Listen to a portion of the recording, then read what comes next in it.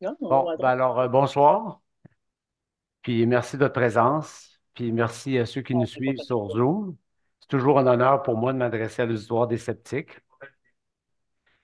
Alors voilà, ma conférence ce soir va porter sur mon dernier livre, La biologie de l'amour, et plus spécifiquement, en fait, sur les 8 premiers chapitres, là, parce que les deux derniers chapitres ont été couverts dans ma conférence du mois de décembre dernier, ici même et devant les humanistes. Vous en avez peut-être entendu parler, il y a eu un peu de brouhaha. Des manifestants qui ont tenté de canceller la conférence. La police a dû intervenir, en tous les cas. Ça a fait les journaux. Ce soir, je pense qu'on devrait être tranquille. Le sujet de l'amour, c'est plus tranquille que la transidentité. Alors, c'était la conférence en question dont je parlais. Avant d'entrer dans le vif du sujet, j'imagine que vous vous posez certainement cette question-là, puis à plus forte raison, ceux qui ne sont pas venus ce soir. C'est quoi l'intérêt de lire un livre sur l'amour écrit par un ingénieur? Bon. Comme première réponse, je pourrais vous dire que mon premier livre, il y a 20 ans, sur la nutrition, était original dans le sens que le sujet était abordé par un ingénieur au lieu d'un traditionnel médecin ou nutritionniste. Je comparais le corps humain à ce moment-là à une machine, un moteur, puis la nourriture à son carburant. Ça permettait de faire comprendre des concepts liés à l'alimentation. Mais évidemment, comme autre explication un petit peu plus humble, je pourrais aussi vous dire que les pires élèves font les meilleurs professeurs. Alors, j'ai recueilli ici quelques statistiques sur l'amour contemporain. Je ne vous les lirai pas, mais comme vous pouvez constater, ça va pas très bien, hein, ça va pas très bien dans notre société. La question, c'est, l'hypothèse que je pose, c'est est-ce que ça se pourrait au fond que notre société moderne soit mal adaptée à nos mécanismes amoureux originels? Un peu la même hypothèse que je posais avec mon premier livre, c'est la nutrition, finalement, en disant que la nourriture moderne n'est peut-être pas adaptée au corps humain, de façon qui a été conçue à une autre époque. Donc, avant de rentrer dans le vif du sujet, j'ai 4 chapitres là, de préparation. Je vais passer vite, surtout sur le chapitre 1, parce que je ne pense pas que je vais apprendre à personne dans la salle ici c'est quoi la sélection naturelle. J'attire juste votre attention, par exemple, sur la photo du bas. C'est deux phalènes du bouleau. Un qui est blanc, qu'on voit bien, puis un qui est noir, qu'on voit à peine. Ça, c'est un bel exemple de sélection naturelle qu'on a pu observer. Parce qu'habituellement, la sélection naturelle, ça se passe sur des milliers d'années. On ne peut pas observer ça. Mais dans le cas de Phalène du Boulot, qu'est-ce qui est arrivé? C'est que ça s'est passé à Manchester durant l'ère industrielle. Euh, on brûlait beaucoup de charbon. Ça faisait de la suie. Puis la suie, ben, tachait les immeubles. Ils devenaient noirs. Fait que les papillons qui étaient blancs au départ, ben, ils devenaient visibles, puis les prédateurs les bouffaient. Puis là, tranquillement, avec le temps, les quelques papillons noirs, eux autres se reproduisaient, pas les papillons blancs. Puis finalement, après une couple d'années, ben, il ne restait plus de papillons blancs, juste des papillons noirs. J'aime cet exemple-là parce que c'est un des rares exemples de sélection naturelle qu'on peut observer à notre échelle, là. Donc, l'homme est- ne descend pas du singe. L'homme est un singe, en fait, un grand singe, pour être plus précis, au même titre que les quatre autres, là, bonobo, gorille, orang-outan et chimpanzé. Et puis, il ne faut pas se surprendre s'il y a beaucoup de parallèles entre ces singes-là, puis évidemment, notre vie à nous. Ce qu'il faut savoir, vous le savez peut-être déjà, le cerveau humain s'est passablement accru en dimension, en nombre de centimètres cubes, avec les générations de d'hominidés. Il est passé de, comme je l'indique ici, 775 centimètres cubes avant avant l'Homo erectus, pour finalement, avec l'Homo sapiens sapiens, l'espèce à laquelle nous autres on appartient, là, à 1325 centimètres cubes. Au début, jusqu'à l'Homo erectus, le bassin de la femelle hominidée s'adaptait à la taille toujours plus grosse de la tête. Mais à un moment donné, ça a atteint le design, excusez guillemets, là, expression d'ingénieur, le design a atteint ses limites. Ça ne fonctionnait plus. La nature a décidé de changer de stratégie. Et la stratégie est devenue de mettre au monde un rejeton qui n'est pas autonome, puis qui allait continuer son développement par la suite. On n'est pas la seule espèce dans cette situation-là. Le kangourou est bipède lui aussi, il a le même problème que nous autres. Puis d'ailleurs, j'ai une question quiz pour vous. Un bébé, là, quand une mère kangourou met au monde son rejeton, selon vous, ça pèse combien un bébé kangourou? Dizaine? Oui, 1 gramme. Imaginez-vous. C'est gros, un kangourou, là. Et quand ça sort là, de l'utérus, ça pèse 1 gramme. Après ça, le bébé s'en va dans la poche et il continue son développement là. Donc, c'est un autre cas d'espèce bipède qui a le même problème que nous autres, c'est que le bassin ne laisse pas, accommode pas des têtes trop grosses. Donc, si on fait un petit rappel de l'homme, parce que si on se pose la question à savoir, est-ce que la société moderne est adaptée à notre biologie? Posons-nous la question. Il y a 12 000 ans, ça se passait comment? C'était quoi notre vie il y a 12 000 ans? Donc, il y a 12 000 ans, la fin de l'époque paléolithique, l'homme était un chasseur-cueilleur. En fait, les femmes cueillaient, les hommes chassaient. Les femmes étaient souvent enceintes, prenaient soin de la progéniture et prenaient soin du feu aussi. Il ne fallait pas que la flamme s'éteigne. Puis les hommes partaient en groupe, chasser, puis défendre la tribu contre les tribus voisines. Euh, Puis après ça, il est arrivé quelque chose, il y a 12 000 ans. Là, je dis 12 000 ans, ça c'est pour les Occidentaux, évidemment. Chez les Amérindiens, c'est beaucoup plus récent que ça, là, mais je parle des Occidentaux. Il y a 12 000 ans, l'agriculture est arrivée. Et là, le travail s'est spécialisé. On est devenu beaucoup plus efficace à produire de la nourriture et la population a explosé. Mais ça, c'était accompagné de mauvaises nouvelles aussi. Les maladies infectieuses aussi, leur incidence a explosé également. Et vous allez voir tantôt, ça a eu un impact ça, sur notre sexualité. Et puis, on pense, il y a beaucoup de paléontologues qui pensent que l'arrivée de la notion de propriété privée qui arrive quand les gens sont sédentaires, qui n'existe pas dans des populations nomades. On pense que l'arrivée de la notion de propriété privée, c'est ça qui a créé finalement la monogamie et la polygénie. Parce qu'à l'époque des chasseurs-cueilleurs, c'était pas mal plus libertaire que ça, là, les relations sexuelles. Donc, je vous parle de ça, en fin de compte, pour faire réaliser, puis juste pour vous faire prendre conscience que, bon, ça paraît peut-être loin, ce 12 000 ans, mais en réalité, sur l'échelle du temps de l'évolution, c'est très, très court, là, ça, en fait. En fait, je fais une comparaison ici. Si l'Homo indé existe depuis 24 heures, ben, l'Homo sapiens sapiens existe depuis 2 heures sur une échelle de 24 heures, puis on vit en société, nous autres, depuis 4 secondes. Fait que là, présenté comme ça, là, on comprend bien qu'en réalité, temps que l'homme, depuis que le temps que l'homme vit en société, c'est très, très, très court par rapport à notre histoire d'un point de vue évolutif. Et puis, notre génétique a pratiquement pas changé. Nos règles sociales ont changé, notre culture, notre connaissance, tout ça a changé. C'est complètement, on n'a rien à voir. Notre vie a rien, ne ressemble en rien à celle de ces hommes-là, ces femmes-là à l'époque paléolithique. Néanmoins, notre génétique est la même. Et puis, il faut bien comprendre que la sélection naturelle a optimisé notre génétique en fonction de pas de la vie qu'on mène en ce moment, mais de la vie qu'on menait à l'époque. Vous me suivez? C'est pour ça que je disais, je posais l'hypothèse en partant, ben, peut-être que notre corps, justement, en fait, notre société moderne n'est pas adaptée à notre biologie. Je vais parler un peu de l'origine des sexes. Ben, pourquoi il y a des sexes? Parce que les amibes, les bactéries n'ont pas de sexe. C'est-à-dire, il n'y a pas de bactéries femmes, bactéries hommes. Quand ils se reproduisent, c'est du copier-coller. Chez les espèces sexuées, c'est différent. Le mâle partage la moitié de ses gènes avec la moitié des gènes de la femelle et ça donne lieu à une infinité de possibilités, de combinaisons. Donc, ça veut dire une plus grande diversité. Et ça, c'est génial d'un point de vue sélection naturelle parce que sur le lot, ben, il y a des gens qui sont en moyenne, mais il y a beaucoup plus de gens qui sont mieux adaptés à la situation, à l'environnement, puis il y a des gens qui sont moins bien adaptés. Évidemment, la sélection naturelle favorise les mieux adaptés, puis c'est ces gens-là qui se reproduisent. C'est comme ça qu'il y a de l'évolution. Alors que l'évolution chez les amibes est beaucoup plus lente. Ben, c'est rapide parce que leurs générations sont plus rapides que les nôtres. Là, nous autres, on se reproduit, à chaque génération, c'est 50, 60 ans. Les autres, c'est beaucoup plus court, mais au-delà, là, toute variable étant égale par ailleurs, c'est le cas. Donc, d'un point de vue évolutif, la sexuation des êtres, c'est génial. OK? Et, euh, et ça a un impact au quotidien déjà dans l'image de l'homme qui vient de loin. Alors, la femme va toujours trouver plus sexy un homme qui vient de loin, inconsciemment. Elle ne se dit pas dans sa tête, ah, il y a des gènes différents, donc ça va augmenter mes chances de reproduction de mes gènes. Non, il n'y a pas une femme qui se dit ça dans sa tête. Mais son subconscient, c'est ce qui se dit.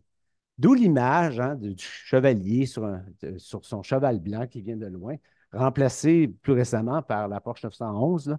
Mais c'est le même concept. Là. Le moyen de transport, la connotation psychologique du moyen de transport est liée dans le subconscient à l'homme, là, de cette manière-là. Là. Oui, c'est un exemple. Vous allez voir tantôt, il y a plein d'autres exemples que je vais donner. Là.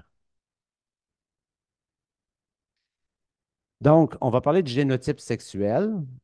Chez l'homme, le sexe est déterminé par le chromosome 23, c'est XX ou XY. Je n'apprends rien, mais il y en a du monde qui n'ont pas compris ça encore, il faut croire. Euh, le sexe détermine, le génome sexuel, qui est binaire, XX ou XY, détermine les attributs, on va voir comment tantôt, puis détermine le phénotype sexuel aussi. Le sexe est constaté à la naissance, n'est pas assigné.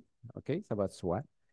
Et puis, il n'existe pas à ce stade-ci d'intervention médicale qui permette de changer de sexe. On peut obtenir des attributs de l'autre sexe, mais ça ne change pas vos chromosomes. À la base, une femme va toujours rester une femme, puis un homme va toujours rester un homme, même si on prend des hormones, etc. Maintenant, le phénotype sexuel, ce n'est pas la même chose que le génotype. Quand on est, par exemple, de sexe masculin, notre probabilité d'avoir des attributs masculins, elle est plus élevée. Ça ne veut pas dire qu'on va avoir tous les attributs masculins et vice-versa. Ce n'est pas parce qu'on est de sexe féminin qu'on va avoir tous les attributs féminins. C'est une question de probabilité. Et d'ailleurs, si on prend par exemple, je vais revenir en arrière à ma slide d'après, si on prend l'exemple de la taille, OK, qui est un attribut parmi d'autres, on voit que la moyenne de la taille des hommes est de 5 et 10 en Amérique du Nord. Chez les femmes, c'est de 5 et 5. Donc, les deux courbes de gaz qu'on voit là, les moyennes ne sont pas à la même place, mais les écarts types sont à peu près similaires. Ça ne veut pas dire que si une femme mesure 5 et 11, elle est moins une femme pour autant. Ça ne lui enlève pas le fait qu'elle a son génotype demeure féminin, mais c'est son phénotype, c'est une grande femme. Un autre exemple, c'est l'intelligence. Là, dans ce cas-ci, les deux courbes de gaz sont centrées sur la même moyenne. Tu sais, tantôt, on avait deux moyennes différentes, puis à peu près les mêmes écarts types. Cette fois-ci, on a la même moyenne, mais deux écarts types différents. La distribution de l'intelligence chez l'homme a un plus grand écart type, ce qui veut dire que chez l'homme, il y a plus d'idiots, puis il y a plus de génies. Donc, la probabilité, par exemple, pour un homme d'être attiré par un homme, son facteur D est plus élevé. Il y a plus, quand tu es un homme, ta probabilité est plus grande d'être attiré par une femme que d'être plus grand qu'une femme, par exemple. Un autre exemple plus bas, c'est une étude très, très récente, celle-là, je pense qu'elle date d'un an, euh, les jouets. On a toujours dit, ah, ben c'est le fait qu'on donne des camions à des jeunes garçons, puis on donne des poupées à des filles, ça, c'est culturel, c'est patriarcal, c'est parce qu'on les conditionne à leur rôle futur. Ben, ils ont fait des tests là-dessus aussi, puis c'est sûr que le facteur D est beaucoup plus faible, on le voit. Mais effectivement, il y a une corrélation statistique qui est mesurée que si vous êtes un petit garçon, les chances que vous vous intéressiez plus aux camions qu'aux poupées sont plus élevées. Mais c'est des probabilités encore, ce n'est pas absolu. Donc, Donc, on a ici le facteur D, comme je disais, qui est le facteur de mesure du dimorphisme qui varie selon l'attribut. Et selon le DSM-5, en 2015, ça, je me rappelle bien de la référence, cette fois-ci, vous connaissez le DSM, c'est la Bible de la psychiatrie. Euh, il y avait 0,014% des gens qui avaient plus d'attributs du sexe opposé à leur sexe biologique, leur génotype sexuel. Donc, j'en viens au genre. Donc, le genre, c'est une construction sociale associée à des attributs. Autrefois, il y avait deux genres, genre masculin, genre féminin. Le genre masculin correspondait à tous les attributs masculins, puis le genre féminin correspondait à tous les attributs féminins. Dans la réalité, très peu d'hommes avaient tous les attributs masculins, puis très peu de femmes avaient tous les attributs féminins. En général, les gens se reconnaissaient plus ou moins, mais évidemment, il y avait des gens qui étaient pas mal plus proches du centre que d'autres. Il y avait de la misère à se retrouver dans ce schéma social-là. D'où la naissance de l'idéologie de genre. C'est parce qu'au départ, c'était né d'une bonne intention. Aujourd'hui, ça dérive, ça dérape un peu. Mais au départ, il y avait une bonne intention en arrière de ça. C'était d'avoir une société qui était plus inclusive. Tu sais, qui était inclusive, pas juste des gens qui étaient aux extrêmes du spectre, mais des gens qui se ramassaient un peu partout sur le spectre. Donc, si je résume, le génotype est binaire, mais le phénotype est un spectre de très, très masculin à très, très féminin. Puis l'exemple que je donnais à la dernière conférence, moi, je suis un Québécois, je n'ai jamais joué au hockey, mais je ne me sens pas une femme pour autant. Tu sais, on n'est pas obligé d'avoir tous les attributs masculins pour être un homme, puis on n'est pas obligé d'avoir tous les attributs féminins pour être une femme. Dans chapitre 3, je vais parler de libre arbitre, encore en préparation pour la partie qui est la plus intéressante, à partir du chapitre 5. Et pourquoi je parle de ça? C'est pour vous montrer au fond que les décisions qu'on prend dans le quotidien, on n'est pas vraiment, souvent, on pense qu'on est en arrière de ces décisions-là, que c'est nous qui prenons les décisions. On se rend compte quand on creuse un peu que c'est pas tout à fait comme ça que ça se passe. Mais avant d'aller là, je veux revoir avec vous la structure du cerveau, là. Pour certains, ça va être une revision, mais c'est toujours intéressant. Il y a trois parties dans le cerveau, selon cette coupe-là. Le cerveau reptilien, comme son nom l'indique, qui est très archaïque, cerveau limbique et le néocortex, c'est le dernier cerveau. Le cerveau limbique porte le nom aussi de cerveau néo-mammélien ou cerveau mammélien, c'est celui qu'on partage avec les mammifères. Donc, on va partir avec le cerveau reptilien. Le cerveau reptilien, là, c'est très basique. Si, admettons, il y a un projectile là, qui se dirige à haute vitesse vers votre œil, vous allez fermer l'œil pour éviter que ça vienne percuter votre cornée et que ça l'abîme. Une fois que l'objet est retombé, vous prenez conscience de ce qui est arrivé. Puis là, vous dites, ah, ben, il y a quelque chose qui a failli me crever un œil. Mais vous ne vous êtes pas dit avant, ah, je vois un projectile arriver, je vais fermer ma paupière pour éviter que le projectile abîme ma cornée. Personne qui se dit ça, là. Vous constatez après qu'il y a quelque chose dans votre cerveau qui a dit de fermer la paupière. Mais ça, là, c'est le cerveau reptilien. Fait que le cerveau reptilien, on n'est absolument pas conscient de ça. Un autre exemple, vous allez faire du jogging. Là, dans la pièce, en ce moment, vous êtes peut-être à 72 battements de cœur par minute. Et si vous allez jogger, ça va monter à 120, 140. Mais votre néocortex, il ne sort pas sa calculatrice pour dire, bon, ben là, j'ai besoin de tant d'oxygène, donc j'ai besoin que le cœur augmente, puis il dit au cœur, tu vas battre plus vite. Mais non, il n'y a personne qui commande consciemment son cœur. Ça se fait tout seul, cette affaire-là. N'est-ce pas? C'est le cerveau reptilien qui décide de ça aussi. Donc, la respiration, le battement cardiaque, tout ça, c'est contrôlé par le cerveau reptilien. Puis on n'a aucune espèce d'idée de ce qui se passe dans le cerveau reptilien. C'est tout, ça se fait tout par en arrière. Cerveau limbique à cette heure, ou cerveau mammélien. Ça, c'est le siège des émotions. Et ce qui est fascinant, c'est que c'est le cerveau qu'on partage avec les mammifères. Donc, essentiellement, ce que je suis en train de dire ici, c'est que au niveau des émotions, on est pas mal proche des autres grands singes. Donc, Panksepp a résumé les 7 sous-systèmes affectifs comme suit. Donc, évidemment, vous reconnaissez la colère. Et quand vous êtes en colère, là, ça ne vient pas du néocortex, là, ça ne vient pas de votre cerveau intelligent, là, ça vient d'un cerveau primitif, un cerveau mammélien. Même chose pour la peur, même chose pour le désir sexuel, même le maternage. Tu sais, le désir de prendre un bébé dans ses bras et lui donner de l'affection. Le chagrin, le fait d'être triste. Même le jeu, aller jouer au soccer, aller jouer au poker, tout ça, évidemment, on a besoin du néocortex pour jouer au poker parce qu'il y a des calculs à faire puis tout ça. Mais la motivation de jouer au poker, elle vient du cerveau mammélien. Et le premier, non le moindre, c'est la recherche. Seeking en anglais. Ça, c'est la base de l'ambition. Quelqu'un qui veut faire ses études en médecine, évidemment, il va utiliser son néocortex pour apprendre toutes les notions de médecine, mais sa motivation de travailler fort puis de finir son cours, elle lui vient de là. Et finalement, le néocortex, la partie du cerveau dont on est si fier, l'être humain, mais finalement, quand on y pense comme il faut, on réalise que ce n'est pas le cerveau mammélien qui est au service du néocortex. comme on l'a entendu souvent dire, c'est l'inverse en réalité. Le néocortex est au service du cerveau mammélien parce que la motivation, on l'a vu tantôt, elle vient de l'autre cerveau. Puis le néocortex, qu'est-ce que c'est finalement? C'est un gros ordinateur. C'est une grosse machine. C'est la parole. C'est là que c'est le siège de la conscience. Puis c'est par là qu'on calcule, qu'on juge, qu'on analyse, qu'on parle, etc. Donc, c'est notre ordinateur finalement. C'est ce qui nous distingue des autres animaux en grande partie. Ça, c'est une coupe du cerveau vue de haut. Un dernier point que je vais vous dire par rapport au cerveau, c'est qu'il y a deux hémisphères, je ne vous apprends rien, gauche-droite. Ce qui est fascinant, c'est que tous les sensors, les capteurs, dis-je, de gauche sont gérés par le cerveau droit et vice-versa.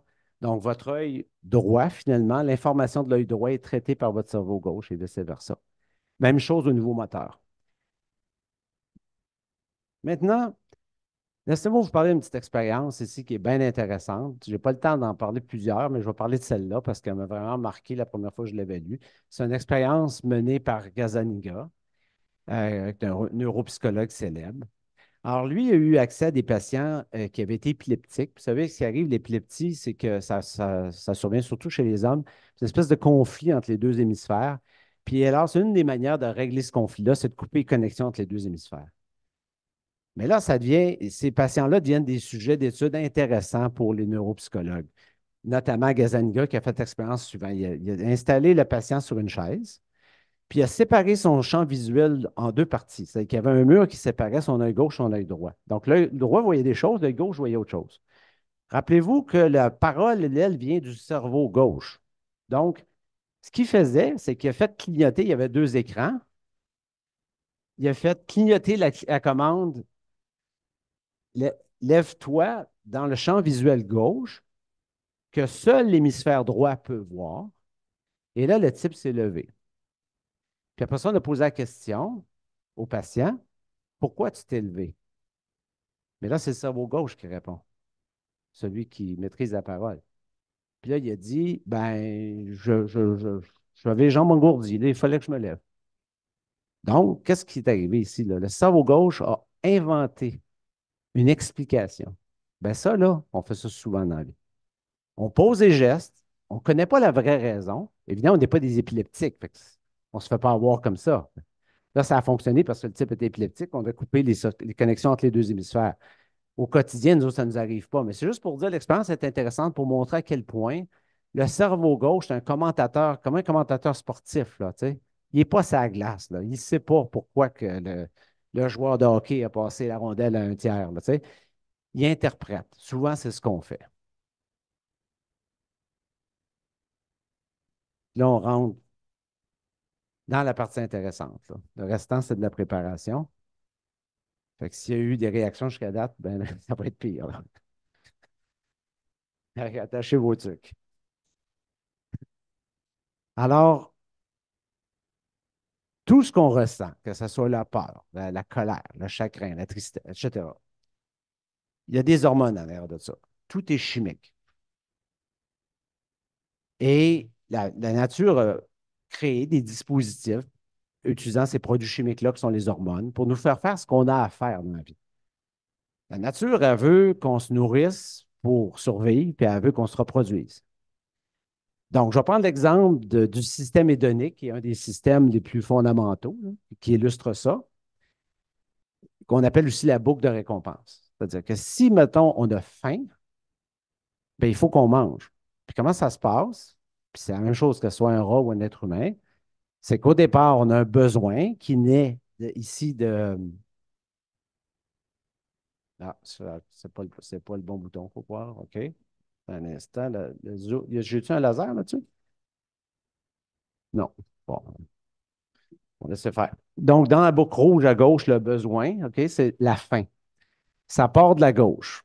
Et là, vous voyez la flèche rouge avec un plus, ça va stimuler la dopamine, OK, qui est la motivation, c'est l'hormone de la motivation, c'est pour motiver à trouver une solution. Autrement dit, manger. L'organisme, l'individu mange, c'est l'action pour combler le besoin. Puis là, ça fait un rétrofeedback positif et négatif. Positif sur le plaisir, des endorphines. Donc, ça fait du bien manger quand on mange, on aime ça, ça fait un plaisir. et négatif sur le besoin. Mais au départ, le besoin, lui, il y avait un impact négatif sur le plaisir. Donc, la nature, comment elle fonctionne, c'est toujours la corde puis le bâton. C'est qu'au début, quand on a faim, c'est désagréable d'avoir faim. C'est volontaire parce que la nature, elle veut qu'on passe d'un sentiment désagréable à un sentiment agréable. Et la motivation vient de la dopamine pour poser l'action qui va nous amener d'un sentiment à l'autre. Donc ça, c'est le mécanisme le plus élémentaire de la boucle de récompense qu'on appelle. Maintenant, appliqué aux sentiments, aux émotions amoureuses. Il y a trois états désignés par trois couleurs. On peut être dans un ou l'autre de ces états-là. On peut être en même temps dans tous ces états, sans jeu de mots. Puis on peut être dans deux états à la fois. L'histoire d'amour classique, typiquement chez les femmes, on décolle dans la bulle bleue. On a un désir. Vous voyez la flèche bleue en bas, le désir amène la libido en augmentant le testostérone et éventuellement l'attachement. On finit dans la bulle verte. Souvent, les hommes vont partir dans la bulle rouge, attirance sexuelle, qui va les amener vers le désir, puis éventuellement, vont finir eux aussi dans l'attachement. Le coup de foudre, ce qui n'arrive pas toujours, le coup de foudre, c'est la bulle bleue, c'est le désir. Il y a plusieurs hormones qui sont impliquées. Outre la dopamine qui est liée au désir, il y a la phényléthylamine, et ça, c'est une hormone qui vous rend un petit peu gaga, là. Puis le but de cette hormone-là, c'est pour ne plus voir clair au fond. C'est-à-dire, vous ne voyez plus les défauts et les qualités là, chez votre bien-aimé. Là. Ben, évidemment, tous les bien-aimés ont des défauts et des qualités, mais là, vous ne voyez que les qualités. Vous êtes un peu comme drogué. Même chose pour la norépinéphrine. Et la nature aussi, rappelez-vous, tantôt, je parlais de la nature, utilise toujours la carotte et le bâton. Le bâton, ici, c'est la sérotonine. Quand vous n'êtes pas avec votre amoureux, votre sérotonine baisse, puis vous êtes malheureux. Fait que souvent, on a des bons souvenirs, des coups de foudre, mais en réalité, rappelez-vous-en bien, c'est pas toujours le fun, un coup de foudre, là. Quand vous avez un coup de foudre, puis vous n'êtes pas avec la bien-aimée ou le bien-aimé, vous n'êtes pas bien, là. Vous ne vous sentez pas bien. C'est dû au fait que votre sérotonine est très basse. Quand vous revoyez votre amoureux, votre sérotonine revient à la normale. Donc, c'est le principe du bâton.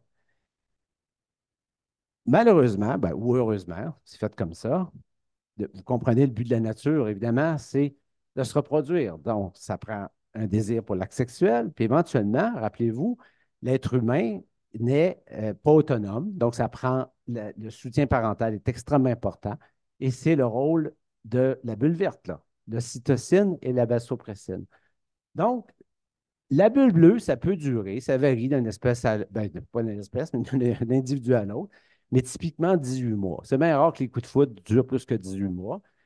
Puis, qu'est-ce qui va se passer avec le temps? C'est que l'ocytocine va embarquer dans la relation, surtout à la naissance des enfants. Ça va augmenter beaucoup l'ocytocine. Et ça va mettre le couple dans un état apte à prendre soin de ses enfants puis à lui apporter le soutien parental dont il a besoin pour se développer normalement. Puis, rappelez-vous, quand les parents prennent soin de leurs enfants, ils contribuent à la reproduction de leurs gènes parce que leurs enfants portent leurs gènes. Bon, le schéma classique, c'est bleu, rouge, vert ou rouge, bleu, vert, mais il y a des gens qui ne connaissent jamais de coup de foudre puis qui passent directement du rouge au vert. On voit même l'inverse. Des fois, on a des amis, ça fait des années qu'on connaît, il y a de l'attachement, puis un jour, l'attirance sexuelle se développe, puis on se marie avec eux autres. Fait que tous les schémas sont possibles. Mais il faut comprendre une chose, c'est que tout ça, là, tous ces schémas-là, c'est des hormones qui sont en arrière. Parlant d'hormones, je n'ai pas le temps de parler de toutes les hormones que j'ai listées, mais je vais parler de deux hormones, OK? Je vais parler d'abord de testostérone. La testostérone peut parfois être 1000 fois plus élevée chez l'homme que la femme. Donc, c'est peu dire, là. Ce n'est pas des petites différences. Puis la testostérone, qu'est-ce que ça fait? Ben, ça augmente la force physique, ça augmente l'ambition, puis ça augmente la libido. Bon. Mais ça n'a pas juste des avantages, la testostérone. Ça a des inconvénients aussi. Ça affaiblit le système immunitaire. C'est un peu comme si la nature se disait, ben, le système immunitaire prend beaucoup de ressources. Fait qu'à un moment donné, quand c'est le temps de se battre contre l'ennemi, ça prend de la force physique pour se défendre. la testostérone augmente. Mais par contre, quand il y a des maladies infectieuses, ben, souvent les hommes vont mourir plus que les femmes dans des grandes épidémies. Puis les hommes vivent moins vieux aussi que les femmes à cause de leur testostérone. Fait que le but de la testostérone, c'est. Puis elle varie chez l'homme beaucoup. Un homme qui va être en couple, son niveau de testostérone va être plus bas que s'il est célibataire. Un homme célibataire, son niveau de testostérone est très élevé. Un homme qui est célibataire et qui est à l'armée, son niveau de testostérone est encore plus élevé parce qu'il est entouré de d'autres hommes. Dès qu'un homme a des enfants, son niveau de testostérone baisse encore. Puis évidemment, ben, je donne l'exemple de Rocky là, dans le film. Avant un match de boxe, ben, Rocky ne va pas faire l'amour à sa femme juste la veille, parce que ça baisse le niveau de testostérone. Il va attendre quelques jours pour être bien sûr que le testostérone monte dans le tapis, puis qu'il soit plus puissant rendu sur le stage. L'estrogène, qu'on retrouve chez les deux sexes, mais beaucoup, beaucoup plus chez la femme, donc 10 fois plus élevé chez la femme. Ça favorise des traits féminins qui sont différents, donc plus la coopération, la communication, l'intuition, le sport moral. Repensez à les femmes tantôt à l'époque paléolithique, ils prenaient soin des enfants ensemble, prenaient soin du feu. Euh, et faut comprendre que la testostérone induit des comportements masculins et vice-versa. Les comportements masculins, à eux, à leur tour, induisent la sécrétion de testostérone et c'est la même chose pour l'estrogène.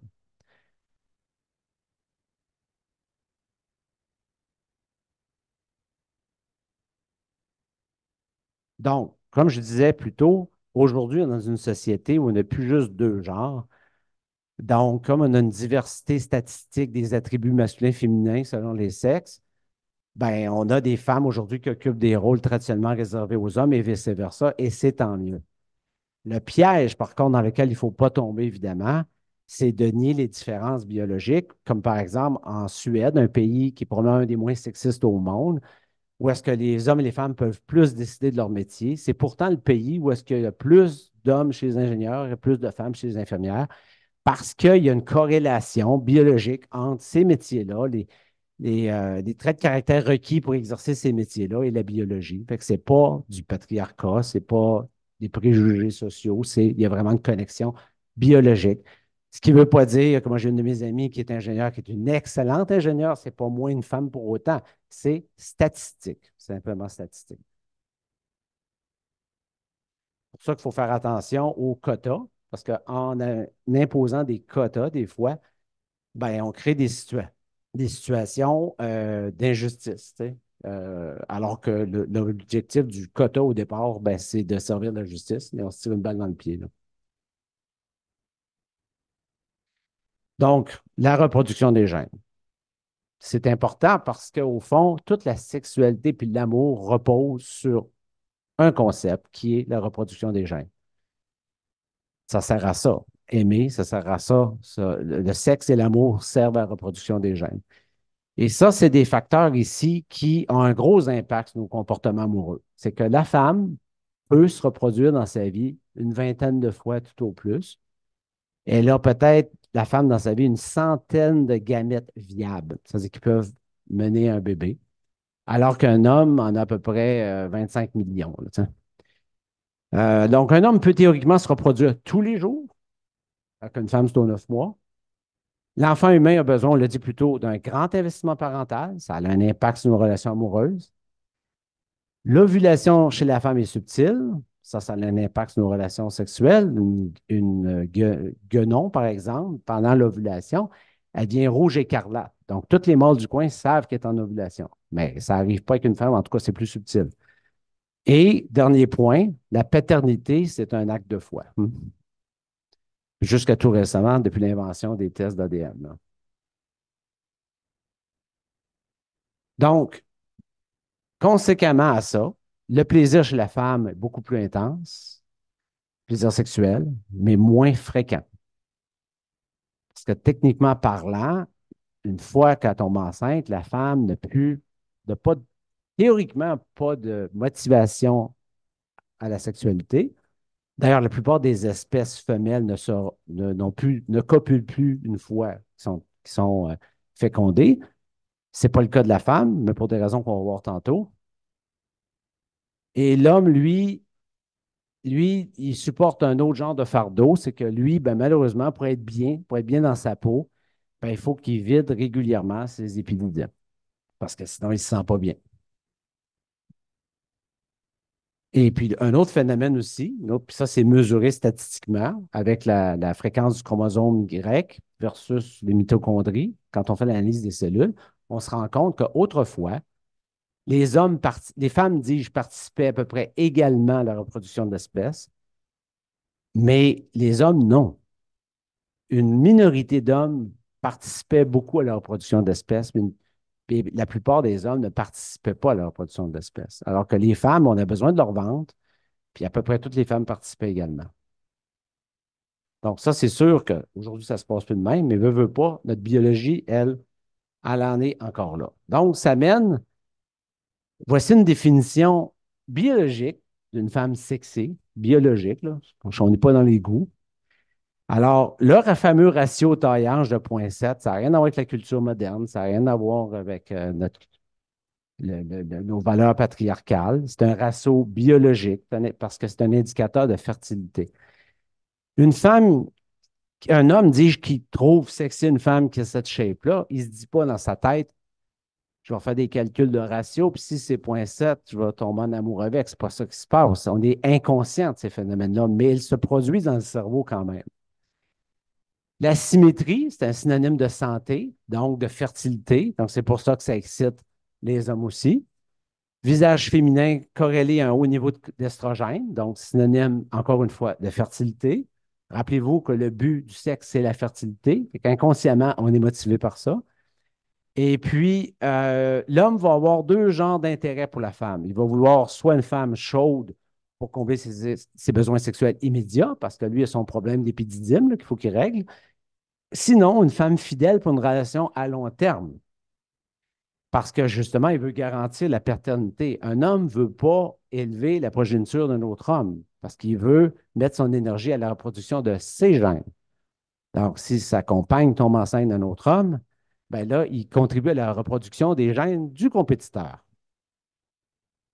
Donc, le mécanisme de l'attirance chez l'homme est rapide parce qu'il est basé sur la vue, tandis que chez la femme, il implique d'autres sens, notamment le sens olfactif, le sens auditif.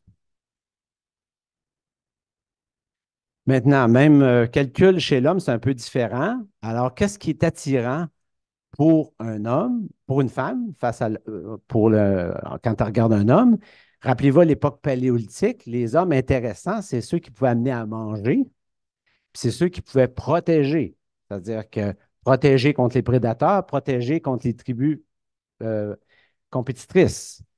Donc, ça est resté dans le cerveau, même si aujourd'hui, on est dans une société où les femmes ont accès à égalité d'emploi, tout ça, ça demeure pas moins le fait que dans leur cerveau, sont conditionnés de cette manière-là depuis des millénaires, que la richesse puis la puissance, ben, c'est quelque chose qui est sexy chez un homme. Costaud, dominant ou guerrier pour une relation court terme, mais avec des qualités parentales pour une relation long terme. Fait qu'encore là, il y a une dualité d'intérêt sexuel ici chez la femme, comme pour l'homme tantôt. Euh, Ça, c'est moins vrai aujourd'hui, mais c'est encore vrai. Moi, je l'observe, par exemple, je chasse le chevreuil, puis je vois bien dans la nature, quand les jeunes bocs essayent de courtiser les femelles, ça ne marche pas du tout, ils ne sont pas intéressés. Les biches s'intéressent aux vieux bocs, là, tu sais, ceux qui ont du poil blanc qui leur sortent par les oreilles. Pourquoi? Bien, parce que s'il est vieux, c'est parce qu'il a survécu. S'il a survécu, bien, c'est que ses gènes doivent être bons. Tandis que le jeune, on ne le sait pas encore. Donc, oui, l'âge est attirant pour une femme. C'est sûr qu'aujourd'hui, avec le prisme culturel a changé ça, mais à la base, c'était ça. Et je le disais tantôt, le processus est plus lent chez la femme, sauf pour une relation à court terme. Puis, je pourrais mentionner ici le fameux gène CMH. C'est assez intéressant, ça. C'est que ce qu'ils ont fait, le gène CMH, c'est un gène, là, ne me demandez-vous pas dans quel chromosome il est, je ne me rappelle pas par cœur, là, mais c'est un gène de compatibilité sexuelle. C'est-à-dire que si euh, un homme et une femme copulent, puis ont des enfants, puis leur gène CMH n'est pas compatible, ça va faire des enfants avec des difformités. OK? Ça va faire des enfants qui ne sont pas très intelligents, qui sont faibles physiquement, etc. Puis au contraire, si leurs gènes CMH sont compatibles, ça va faire des enfants forts qui vont se reproduire, etc. Ben, imaginez-vous donc qu'on a fait l'expérience scientifique suivante. On a demandé à des hommes, tu sais, d'aller courir, de faire un tour du building en jogging avec des T-shirts. On a identifié les T-shirts avec des numéros. On avait déjà identifié les gènes CMH de tous ces hommes-là. Puis après ça, on a demandé à des femmes dont on connaissait elles aussi le gène CMH. On leur a demandé de sentir les T-shirts puis de dire lesquels sentaient le meilleur. Croyez-le ou non, les femmes ont été capables, c'est-à-dire qu'ils ont trouvé que les chandails qui sentaient le mieux, c'était celles, les chandails, dis-je, des hommes qui avaient un gène CMH compatible à la leur. C'est fort, ça. C'est fort. C'est- Fait que c'est une femme, comme je dis tantôt, un homme tombe en amour avec ses yeux. Une femme, c'est avec ses oreilles, mais aussi avec son nez. Donc, si on parle maintenant de stratégie sexuelle, ben, une femme sélectionne un homme qui a du succès pour s'accoupler, hein, parce qu'évidemment, si son, l'homme avec qui elle s'accouple a du succès, il y a des chances qu'il transmette ces gènes de succès-là à sa progéniture. Les chances sont plus élevées que la progéniture survive et se reproduise à son tour, donc indirectement. Puis comme la progéniture transporte les gènes de la femme, ben, la femme se trouve à maximiser la probabilité de reproduction de ses propres gènes. Puis elle s'engage dans une relation monogame pour maximiser l'investissement parental, parce que c'est pas tout des mettre au monde, les enfants, on l'a vu tantôt, il faut que les enfants survivent. Bon, OK, aujourd'hui, il y a des garderies et tout ça, mais à l'époque, il n'y en avait pas, là. Fait que donc, c'est très important euh, que l'homme présente, dans la deuxième stratégie sexuelle, présente des qualités parentales. Et là, ça n'a pas besoin d'être le même, là. OK? C'est-à-dire qu'une femme peut s'intéresser à un homme pour ses qualités parentales, puis peut s'intéresser à un autre homme pour ses qualités physiques ou son intelligence. Puis c'est l'autre père qui va amener l'investissement parental. On va voir des statistiques là-dessus tout de suite. En revanche, la stratégie sexuelle masculine, ben lui, c'est que, rappelez-vous, il peut se reproduire tous les jours. C'est sûr que si il se reproduit en rencontrant toujours la première femme sur sur son chemin, il n'y a pas trop de contrôle de qualité sur la génétique de sa compagne, de la mère de sa progéniture. Mais sur le lot, à se reproduire tous les jours, statistiquement, les chances sont qu'il va finir par mettre au monde des enfants qui vont, par mettre au monde plus d'enfants qui vont survivre. Quand même, il en mourrait 90% de ces enfants-là. Même 10% des enfants, à raison d'une naissance par jour pendant 9 mois, ça va finir par faire plus de monde qu'en restant monogame, tu sais, puis en trompant pas sa femme. Alors, il peut rentrer dans une relation monogame, par exemple. Puis pourquoi monogame? Parce que là, c'est important de s'assurer que sa femme se reproduit avec lui seulement. Ou polygyne. Donc, vous reconnaissez ça, ça c'est catholique, puis ça c'est musulman. Polygyne, parce que comme les gorilles, c'est-à-dire qu'on garantit l'exclusivité sexuelle de sa compagne. Tout ça pour éviter de s'investir dans la progéniture d'un compétiteur.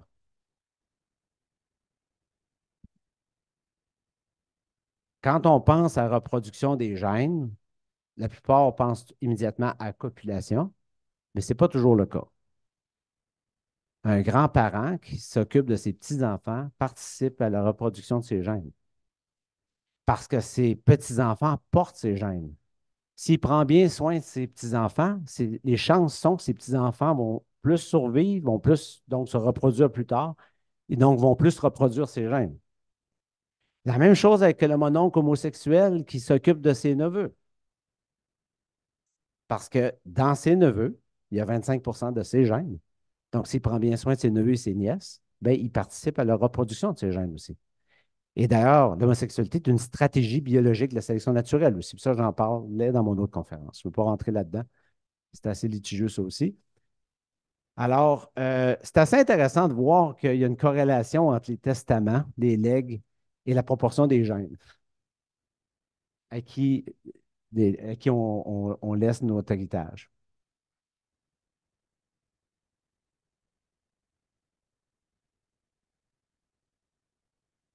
Chapitre 6, dimorphisme sexuel. On en a parlé un petit peu tantôt, OK? C'est la mesure de la divergence entre les hommes et les femmes.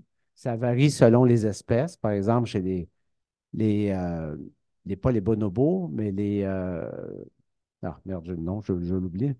Déjà le bonobo, la dimorphisme sexuel chez les bonobos est très petit, mais chez les gorilles, il est énorme. OK? Il y a une grosse, grosse différence de poids entre un mâle gorille et une femelle gorille. Donc, chez l'homme, il y a du dimorphisme. C'est pas aussi prononcé que chez les gorilles, mais c'est plus prononcé que chez les bonobos. On est quelque part entre les deux. C'est entre le gorille et le bonobo. Et on voit, bon, ben, l'homme est plus puissant, il est plus fort physiquement. Il est plus arriviste que la femme. Il est plus violent aussi. Puis ça, c'est pas dû à la culture de violence. C'est pas dû à la masculinité toxique. Là. C'est biologiquement, dans toutes les cultures, l'homme est plus violent que la femme à cause de la testostérone en grande partie.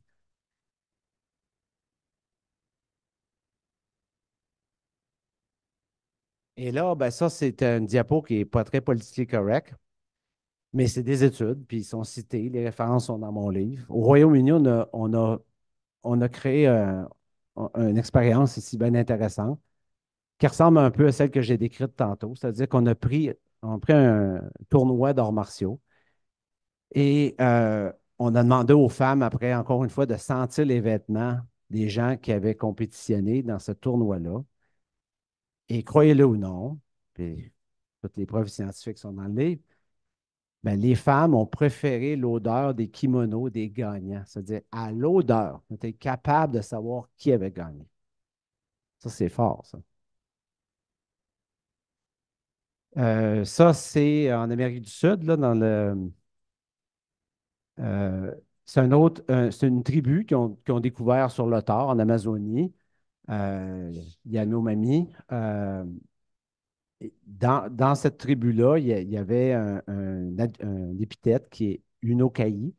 Unoka'i, ça veut dire que tu as tué un homme dans la vie. Donc, si tu es un Unoka'i, c'est que tu as tué au moins un homme. Puis si tu n'as jamais tué personne, tu es un non-Unoka'i. Et là, on remarque que un seul non-Unoka'i sur 8 avait une conjointe, tandis que 80% des Unoka'i en avaient une. Corrélation assez mathématique. Au Colorado, une autre étude qui a été menée chez les gangs de rue, puis on a remarqué que les membres du gang de rue avaient plus de partenaires sexuels et le chef de gang jusqu'à 10 fois plus. Et évidemment, ça, je vous apprendrai rien, chez les cervidés, vous savez comment ça se passe, les deux mâles se battent. Puis ensuite, la femelle copule avec le gagnant. Pourquoi la violence est sexée pour la femme? Ben, on peut deviner la raison évolutionniste, c'est que elle veut être protégée, elle veut que sa progéniture survive. Donc, dans la société, puis dans la nature autrefois, ceux qui survivent, ce n'est pas les plus gentils, hein? C'est ceux qui se défendent le mieux. C'est une triste réalité.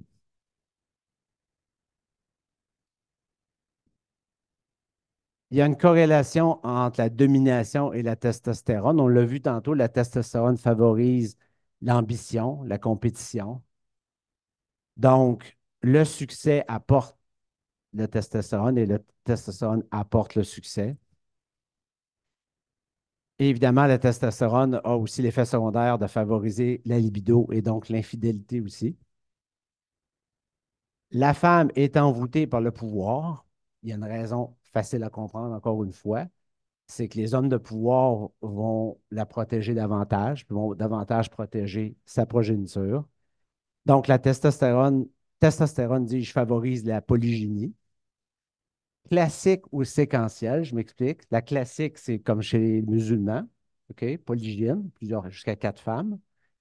Et la séquentielle, c'est ce qu'on fait hypocritement en Occident. C'est-à-dire que les hommes qui ont une femme après l'autre, c'est de la polygynie, mais séquentielle. Puis des fois aussi, on est maîtresse. C'est une forme de polygynie, tu sais, qui n'est pas officiellement acceptée, mais qui, on le sait bien, survient.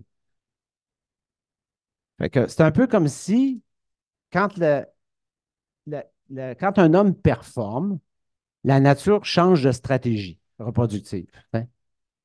Elle s'est dit, tiens, celui-là performe, donc je veux qu'il se reproduise davantage. Parce que s'il performe, c'est parce qu'il y a des bons gènes, puis je veux reproduire ces gènes-là parce qu'ils sont plus efficaces. C'est bête de même.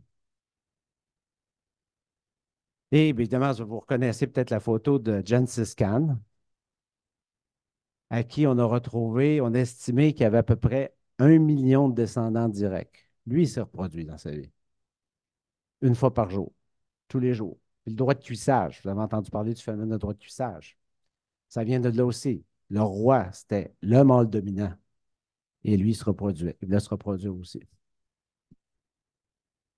Donc, c'est des histoires qu'on connaît, qu'on a associées à la culture, puis qu'on découvre a posteriori, finalement, qu'ils ont des fondements, des raisons biologiques, là. Inconscientes, mais là quand même. Le pouvoir attire la beauté attire le pouvoir. Évidemment, à l'époque paléolithique, on se rapporte toujours à cette époque-là, parce que c'est là que notre biologie a été optimisée. Les meilleurs chasseurs bénéficiaient des meilleures faveurs sexuelles. Et la connexion aujourd'hui s'est transposée. Inviter une femme au restaurant, à plus forte raison au restaurant haut de gamme, ça demeure gagnant parce que ça connecte encore une fois dans le cerveau paléolithique de la femme. Parce qu'à l'époque, c'était le chasseur qui arrivait avec le grosse pièce de bœuf, là. Ouais, peut-être pas de bœuf, de brontosaure, qu'importe, là, mais c'est ça, là, c'est resté programmé dans le cerveau, ça.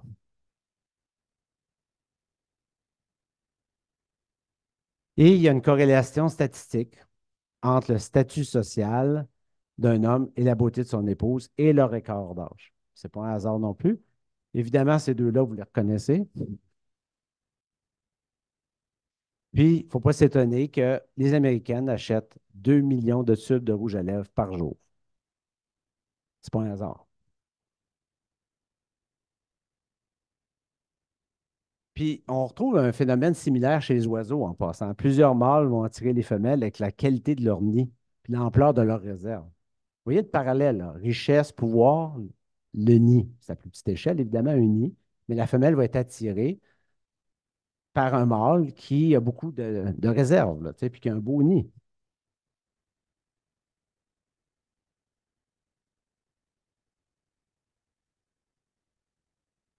La compétition spermatique. Pourquoi je m'intéresse à ça ici? C'est parce que je me pose la question, au fond, quel régime matrimonial convient le mieux à l'homme? Est-ce que c'est la monogamie catholique, comme les gibbons? C'est ça que je cherchais tantôt, les gibbons. C'est eux autres qui ont presque pas de dimorphisme sexuel, hein. Un homme et une femelle, là, un mâle et une femelle sont quasiment identiques. Est-ce que c'est la polygynie, comme les musulmans, à l'instar des gorilles, par exemple? Les gorilles, c'est ça, hein, tu as un gorille pour plusieurs femelles. Est-ce que c'est la polygamie hippie, là, comme vous vous rappelez, les années 70, Peace and Love, ce que les bonobos font? Donc, la question, c'est l'homme, lui. Outre toute l'influence et la distorsion culturelle, là, c'est quoi, là? C'est quoi notre régime à nous qui est le plus approprié pour répondre à nos besoins? Puis ça veut pas dire que si on découvrait, par exemple, que c'était l'amour libre, comme chez Bonobo, ça ne veut pas dire que c'est la bonne solution à appliquer dans la société moderne pour autant. Je vais juste poser la question théorique. D'un point de vue biologique, qu'est-ce qui serait le mieux?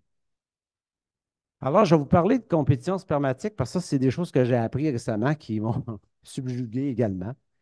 Je ne savais pas ça, qu'à la fin de l'éjaculation, le pénis humain injecte un spermicide pour attaquer le sperme d'un éventuel concurrent. Pourquoi je parle de ça? C'est parce que si le mécanisme existe, c'est qu'il y avait de la compétition. Tu sais, la nature ne fait rien pour rien dans la vie. Tu sais, le besoin crée l'organe. Si le mécanisme existe, c'est parce qu'avant, ça arrivait, ça, qu'une femelle humaine pouvait avoir une relation sexuelle avec un homme, puis un autre pas longtemps après. C'est pour ça que ces mécanismes-là s'est développé, c'est que le liquide en question va attaquer le suivant. Puis également, au début de l'éjaculation, le pénis injecte une substance pour neutraliser le poison laissé par le précédent. Capoté, hein? D'autres indices que probablement que la sexualité à l'époque paléolithique était peut-être un petit peu plus olé olé qu'elle est aujourd'hui. C'est l'orgasme multiple de la femme. Pensez-y comme il faut, là. Quel intérêt aurait une femme d'avoir des orgasmes multiples, là, tu sais? Et la vocalisation supérieure. Tu sais, une fois que la femme, une fois que l'homme il est venu, il est venu. Alors, ça donne quoi d'avoir un orgasme multiple, sinon que de copuler avec plusieurs hommes? Puis, on a découvert aussi qu'il y avait des mythes. On a toujours pensé que premier arrivé, premier servi. C'est-à-dire qu'une femme copulait avec un homme, puis elle tombe enceinte de lui. Puis l'autre qui passait après, ben, tout bad. Mais c'est pas comme ça que ça se passe. Il peut y avoir cohabitation du sperme de plusieurs hommes en même temps. Et il y a des mécanismes. Bon, on a vu des mécanismes chimiques ici. La bataille, elle commence à l'entrée, là, tu sais. Mais il y a même des mécanismes chez la femme de sélection des spermatozoïdes. Capoté. Je ne rentrerai pas dans le détail. Si ça vous intéresse, vous lirez mon livre. Ils sont tous décrits avec les références.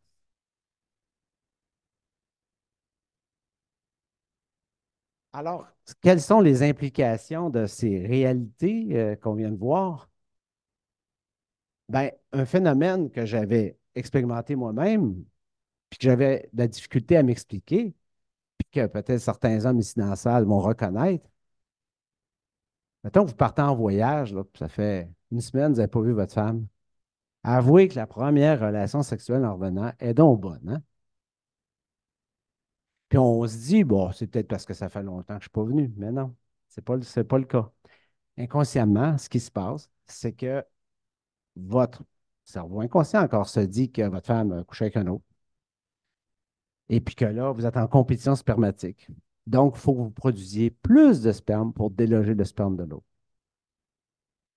Et ça, la pornographie en ligne l'a très bien compris. Ouais, très bien compris. Je ne suis pas sûr qu'ils ont compris le fondement biologique, mais ils ont observé que quand ils montraient des images, excusez, des images d'une femme qui avait une relation sexuelle avec plusieurs hommes en même temps, que ça se vendait plus. C'est un peu étrange, pensez-y. Pourquoi un homme aurait du plaisir à se masturber sur un écran où est-ce qu'on voit une femme avec plusieurs hommes? C'est quoi l'explication de ça? Mais c'est celle-là. C'est que ça stimule la compétition dans son cerveau.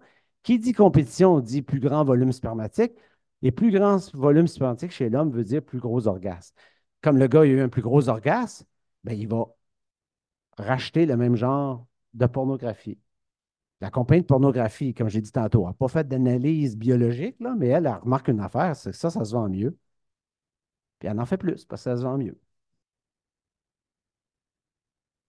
Et il y a un autre phénomène aussi, malheureusement, qui existe, c'est qu'une femme, des fois, un homme, dis-je, va prendre plus plaisir à faire l'amour à une autre femme que la sienne, même si objectivement, l'autre femme est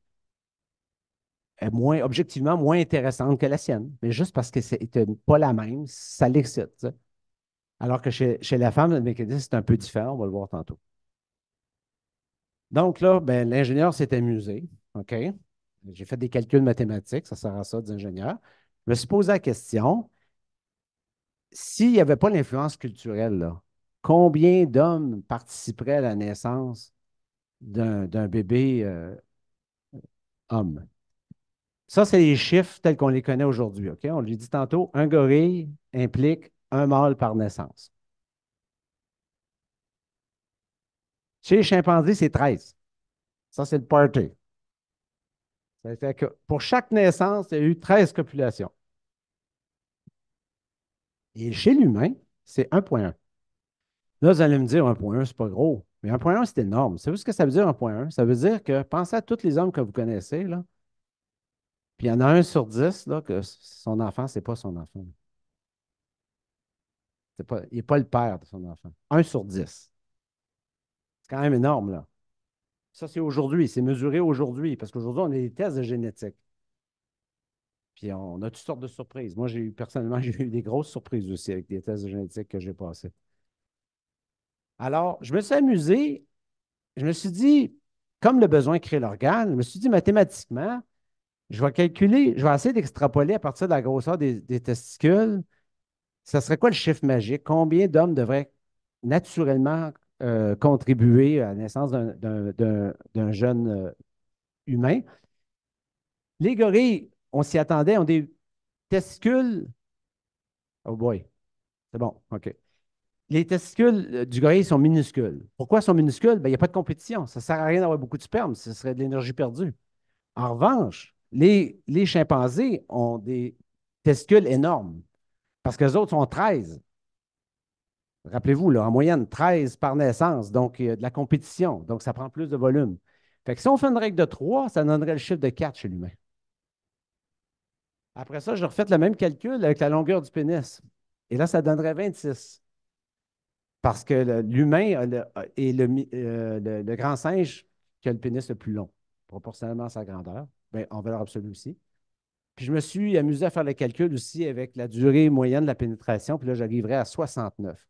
Bon, on s'entend que c'est complètement ridicule comme chiffre, là, mais ce qu'il faut retenir ici, c'est que le chiffre réel, là, qu'il soit 4 ou quelque part entre 4 et 26, il est plus élevé que 1,1 à l'état naturel.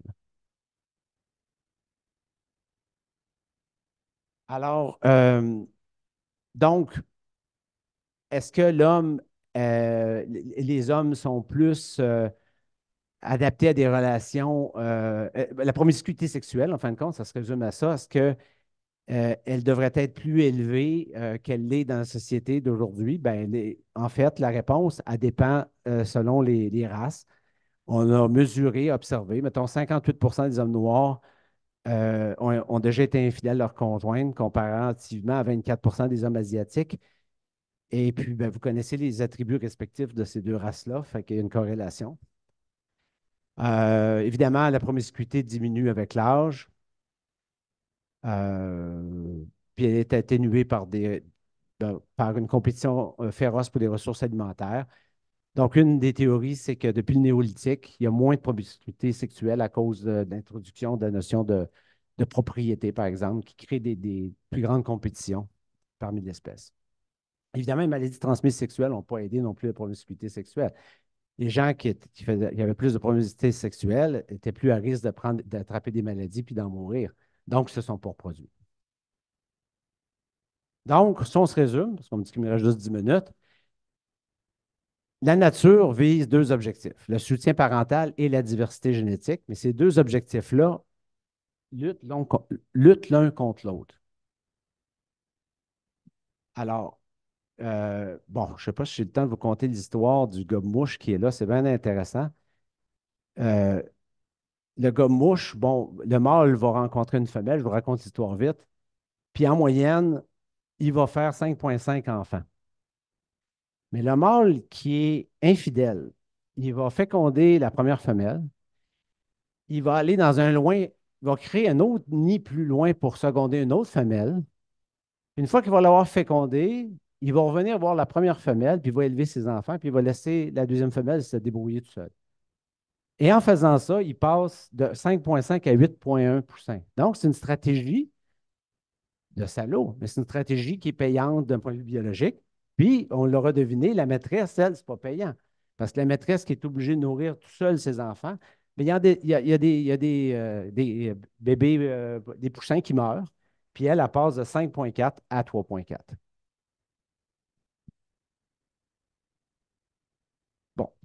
Bon, je vais sauter ça. Donc, l'infidélité est conditionnée chez l'homme par le succès. Puis là, plus un homme a du succès, ben, plus il y a de chances d'être infidèle. Pour deux raisons. La première raison, c'est que sa testostérone augmente, puis ça augmente sa libido. Puis la deuxième raison, c'est que le pouvoir attire les autres femmes.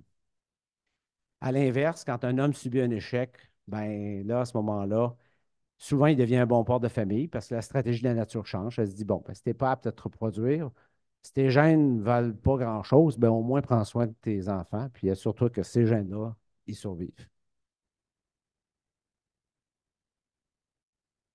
La femme, elle, va tolérer l'infidélité de son ami s'il demeure un bon pourvoyeur. Vous avez sûrement plein d'exemples qui vous viennent en tête.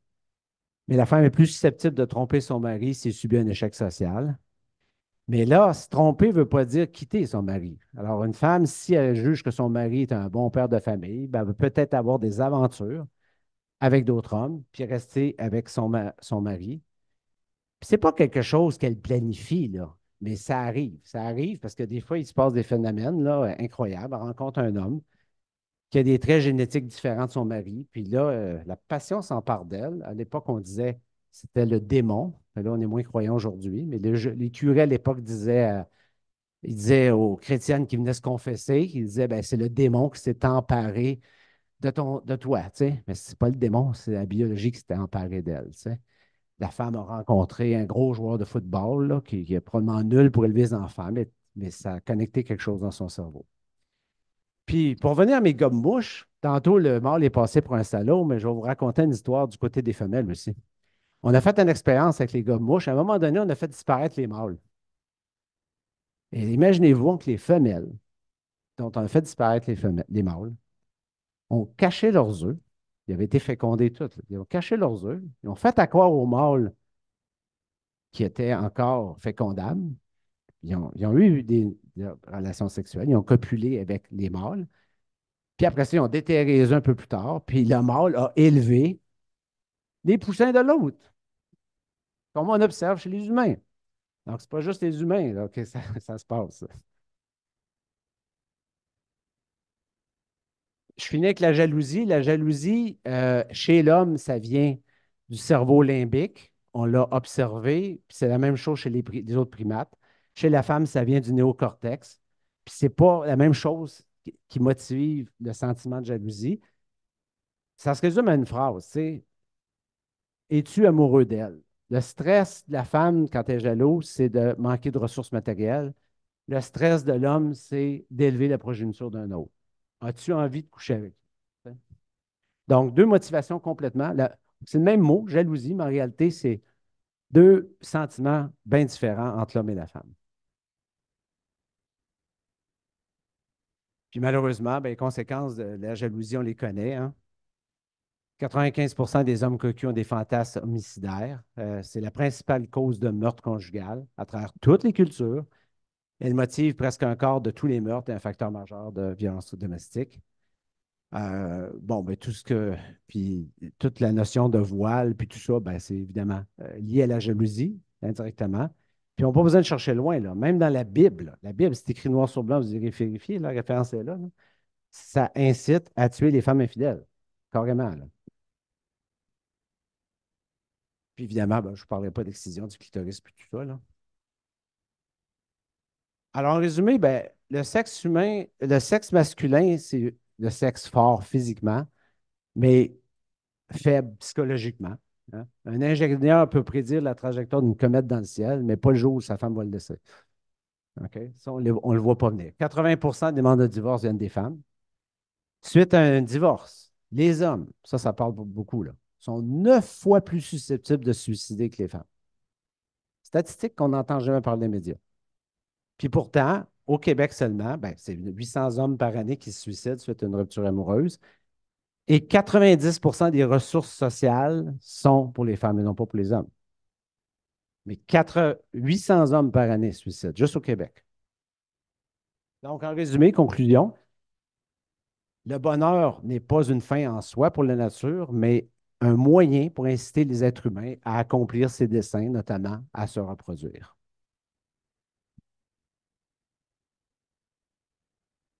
Alors, les femmes ressentent un plaisir réel pendant l'ovulation, mais pendant l'allaitement ou après la ménopause, ça devient plus un fardeau que, que, qu'un plaisir. Et puis, en fin de compte, ça devient un troc pour de l'affection, pour de la sécurité. Je vais aller vite parce que là, j'ai des messages. Non, OK. Euh, la femme, souvent, va accommoder le côté ludique de son partenaire en échange de sécurité, d'affection et parfois aussi de bénéfices matériels, tandis que l'homme tolère l'insécurité de sa partenaire en échange de relations intimes. Ah. Je vais citer ici Yvon Dallaire, qui est décédé malheureusement tout récemment. Ouais, il est décédé au Costa Rica tout récemment. En fait, au moment même où j'écrivais cette slide-là. Alors, Yvon Dallaire, c'est quelqu'un qui a écrit la préface de 3 de mes livres. Là, fait que c'est quelqu'un qui était mon mentor dans l'écriture. C'est l'auteur le plus prolifique au Québec sur le couple. Puis lui, son résumé, ben, c'est ça, c'est qu'il dit que les couples les plus épanouis C'est pas ceux qui croient en la passion puis à l'existence de l'âme sœur. Ça, c'est le narratif romantique à l'eau de rose. Ils sont conscients que l'amour survit à la passion et ne se bercent pas d'illusions à ce sujet. Leur relation est fondée sur une amitié profonde plutôt qu'un coup de foudre.